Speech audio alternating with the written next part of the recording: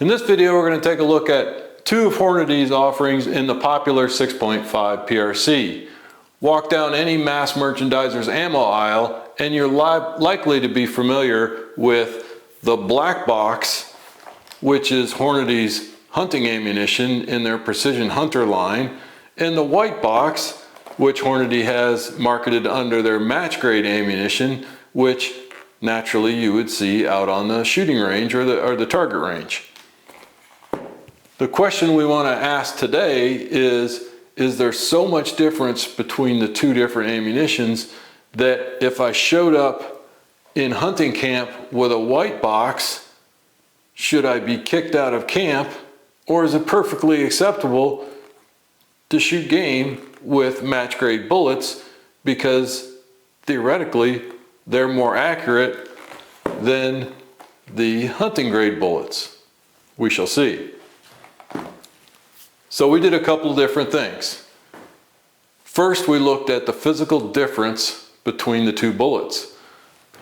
The hunting line, the Precision Hunter, uses a 143 grain ELDX, X being for controlled expansion bullet, and the match grade bullets are a slightly heavier, higher ballistic coefficient bullet at 147 grains, Hornady's ELDM, M for match. So how much difference is there truly in the bullets? Taking a quick look at the bullets themselves, you'll see they similar shape, but the lighter 143 grain ELDX bullet actually has a larger ballistic tip than the target round, and Hornady's marketing information would tell you that's for controlled expansion at lower terminal velocities. So you can physically see the difference in the bullets. The higher ballistic coefficient target round optimized for aerodynamics and less about expansion, and then the hunting bullet has a larger tip and a slightly lower ballistic coefficient, but again optimized for controlled expansion. As far as ballistic coefficient, the hunting round, the 143, comes in at 0.623 ballistic coefficient, which is pretty darn good, but the target round actually comes in at 0.697, so it is more aerodynamic than the 143 on paper. Now we also see a difference when we slice the rounds and look at the cross section. Is the lighter 143 has more of a cup and core design that we would typically see with a controlled expansion bullet, and up in the shoulder regions the jacket of the bullet is actually thinner and it becomes thicker at the core to form that cup. Now some of that probably shows up in a lighter bullet because you have more copper in the core for the cup and you have the larger ballistic coefficient, or sorry, the ballistic tip on the 143 grain hunting round. The 147 match grade bullet has a consistent bullet jacket around a core that doesn't have the cup design that you would see in the hunting bullet. So optimized for accuracy and ballistic coefficient on the match grade bullets as compared to the slightly lighter hunting ammunition. So in theory, the match grade bullet should perform better at the target range than the slightly lighter, more complex bullet jacket design of the controlled expansion bullet. I will tell you that in my personal experience that the 143 ELDX bullet in my rifles shoot 1/4 inch MOA. I see no difference in accuracy between the target 147 and the hunting 143. So at this point, it's really a push for me. They both have consistent accuracy and not much difference at long range as far as accuracy at the range. But again, can I use a hunting, or can I use a target bullet in a hunting application? So next we moved to the ballistics gel. And here we start to see the differences in design of the bullet show up. Here with the 143, we see a very well-defined wound channel, and the length of what I determined to be the wound channel larger than the bullet is 9 to 10 inches and seems to be a larger diameter than the 147 grain target bullet. With the target bullet, you tend to see a slightly shorter wound channel, but again only by an inch. This would be 8 to 9 inches versus 9 to 10 inches.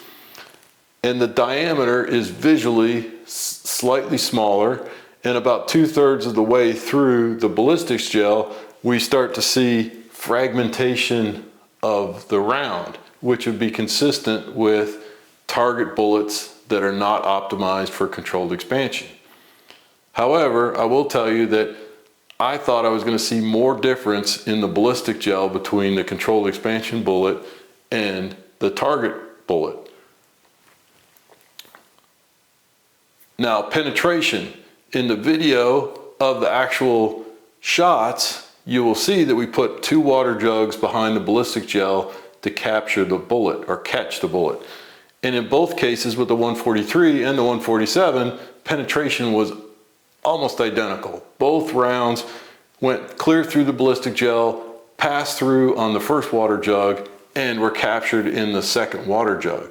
So as far as penetration of the target round, it performed almost identically to the hunting round. Now, upon inspection, again, I was surprised to see that the 147, to me, looked very similar in performance to what I expect from a cup and core bullet. I did see slight differences in the petals, were more ragged and slightly less defined, but when we measured it, the bullet itself expanded out to 13 millimeters. So pretty good expansion for a bullet that really isn't optimized for a controlled expansion. And on the hunting bullet, we did see a slightly larger head. So this one expanded out to 15 millimeters instead of 13 millimeters as with the target round. And the petals from the controlled expansion were more defined and a little bit less fragmentation. But again, overall, I would say pretty similar to both bullets, with a slight nod to the controlled expansion in length of wound channel and diameter of the wound channel. Now, terminal performance is about wound channel penetration for pass-through and also energy. So here we start to see the 2 bullets converging. While the 143 exits the barrel 50 feet a second faster than the heavier 147 grain bullet, the higher ballistic coefficient of the target bullet actually allows it to retain more energy as the bullet slows down, or it slows down slower than the slightly lighter hunting round.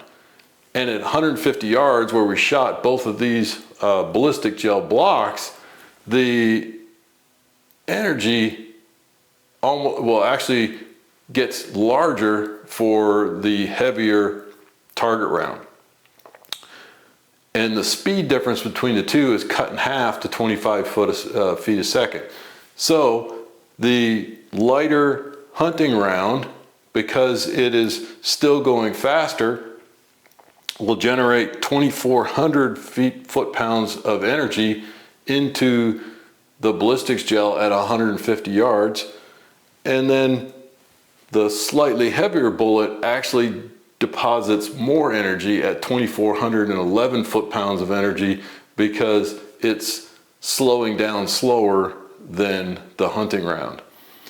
Now, 2,400 foot-pounds of energy is more than enough to kill a whitetail, and it's above the 1,500 recommended foot-pounds for elk, but I still prefer taking a larger bullet for elk because it gives you more range to deal with than a 6.5 PRC. But on paper, at 150 yards, both of these bullets would have deposited more than enough energy to kill an elk-sized animal. So what does all that mean? Again, our opening question was, if someone walked into deer camp with a box of match grade bullets, should I cringe or should I give them a pass? And I think after seeing all the data that I would be perfectly comfortable in a pinch shooting match grade bullets from Hornady at whitetail size game, because the terminal performance at normal shooting ranges is very similar. However, if both are available, I would continue to give the nod to the controlled expansion 143 grain ELDX bullet, because where the slight differences in ballistic gel performance start to show up is when you move from broadside angles to quartering away, and you have a lot more mass to push through of the animal to get full penetration and pass through. And I prefer to take shots on the shoulder where there's a lot of bone and other material to pass through than the more traditional behind the shoulder, crease of the shoulder double lung shot. If I had to use match grade ammunition, I would probably limit myself to broadside shots and tuck it in behind the shoulder where I could get a full pass through versus the point of the shoulder shots that I typically take with the 143 grain ELDX controlled expansion bullet. So there you have it. Don't cringe the next time you see someone pop into camp with match grade bullets. They'll probably be just fine. But if you have to choose between the two, I would always go with the Precision Hunter. If you like this video, give us a like, subscribe to the channel, and we'll continue to bring informative videos like this to you. Until then, good shooting.